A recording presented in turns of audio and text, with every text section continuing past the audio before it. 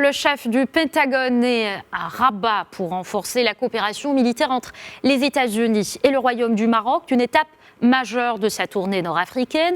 On en discute ce soir avec Cherkaoui Roudani, expert en géostratégie et sécurité. Bonsoir, Monsieur Roudani. Bonsoir, madame. Parlez-nous d'abord du contexte de cette visite qui intervient à 32 jours seulement de la présidentielle américaine.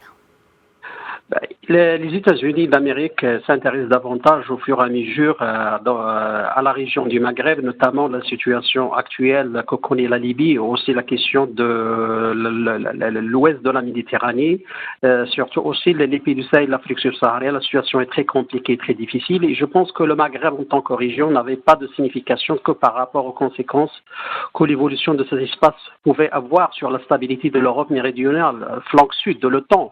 Donc je pense aujourd'hui il y a une revision, un redimensionnement stratégique de la politique américaine et dans l'architecture du système de défense américain, surtout l'AFRICOM, qui est en train de mettre en place toute une stratégie capable de faire face aux défis et aux enjeux sécuritaires et aussi aux relations sécuritaires et politiques privilégiées avec les pays du Maghreb, notamment le Maroc. Je pense qu'aujourd'hui, nous sommes dans une situation qui est très compliquée, très difficile, et je pense aussi que depuis la Seconde Guerre mondiale, la période de décolonisation dans les années 50-60, les Américains ont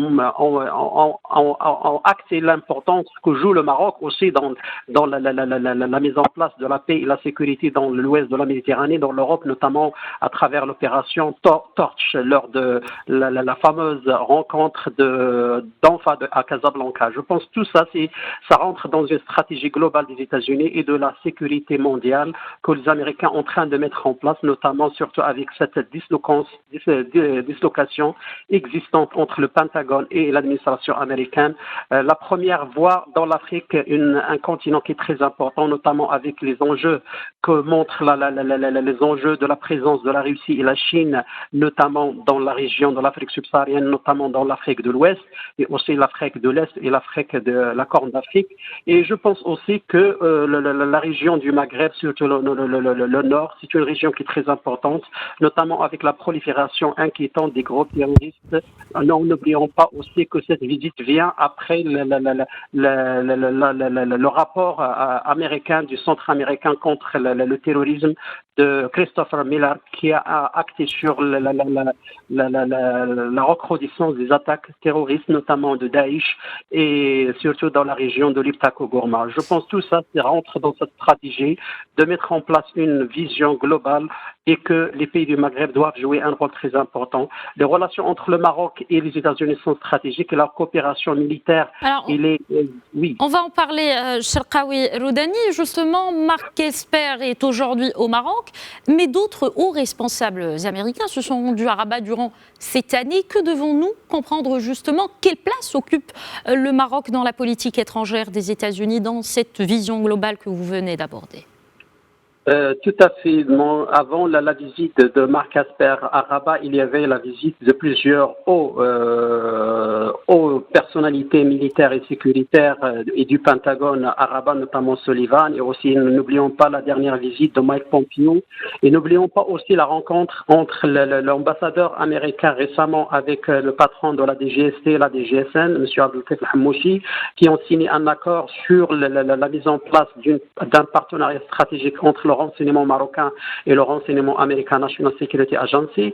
Et je pense aujourd'hui que les Américains voient dans le Maroc un pays crédible et un pays qui est capable de donner un fort élan à la paix et à la sécurité dans la région de l'Afrique subsaharienne et du Sahel, notamment que le Maroc il a ce qu'on appelle une grande mémoire de renseignement et que les renseignements marocains ont joué un rôle très important dans le démantèlement de plusieurs cellules terroristes dans l'Europe et dans plusieurs pays à l'échelle internationale. Donc je pense que cet accord qui a été signé entre les États-Unis et le Maroc est un accord historique de défense entre deux pays qui avaient depuis longtemps des relations très importantes. Cet accord aussi montre qu'il y a une feuille de route qui est en train de tracer et qu'il y a une opérationnalisation structurelle d'échanges d'expériences, et aussi parce que le Maroc joue un rôle très important dans la formation et dans l'encadrement des militaires africains, de plusieurs pays africains. Et ça, tout ça intéresse Washington qui voit dans cet accord bilatéral une qualification historique qui ouvre la voie à une coopération tous azimuts, surtout dans le domaine militaire et stratégique. Et n'oublions pas que le Maroc, il a fait récemment des achats d'armes et d'équipements, et aussi que le Maroc joue un rôle très important dans la paix et la sécurité, notamment dans la question libyenne qui commence à intéresser les États-Unis. Justement, Sharqawi Roudani, ça va être la prochaine question dans un autre registre. Donc, vous avez parlé du volet sécuritaire. Concernant le dialogue inter-libyen sous l'égide des Nations Unies tenu à Bousneka, il a été largement salué et appuyé par la communauté internationale de manière générale, notamment par les États-Unis. Comment se concrétise ce soutien ?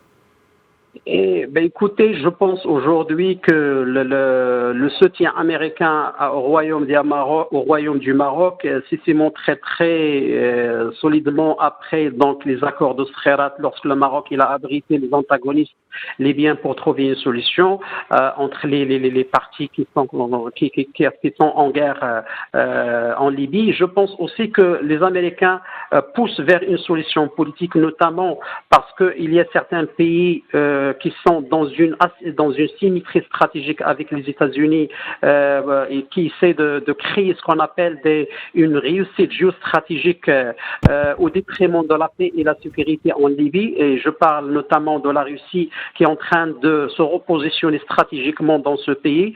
Donc, ce qui peut constituer un vrai danger pour Washington, qui voit donc dans cet repositionnement de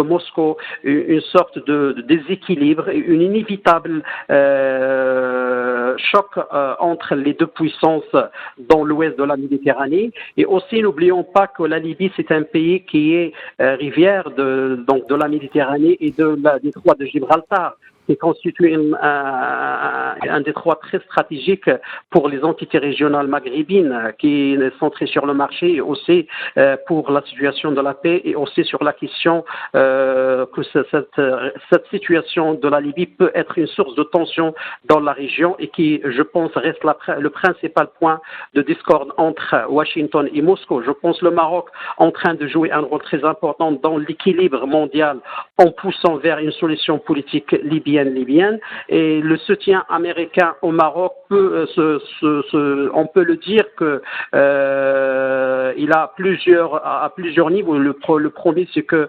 Washington il a soutenu politiquement donc cette initiative marocaine des accords de Bousneka, et aussi le fait que le Maroc n'a pas d'intérêt. Le Maroc il a essayé de donner un four élan aux négociations entre les Libyens, et aussi parce que le Maroc n'a jamais été une partie prenante dans la guerre de la Libye. Tout à fait, Sharqawi Roudani, un point d'ailleurs salué aussi par les deux parties libyennes. Parlons maintenant de l'actualité de ce vendredi encore. Le chef du Pentagone a signé aujourd'hui, on le rappelle à Rabat, un accord de coopération militaire avec le Royaume, considéré comme un allié majeur dans la région.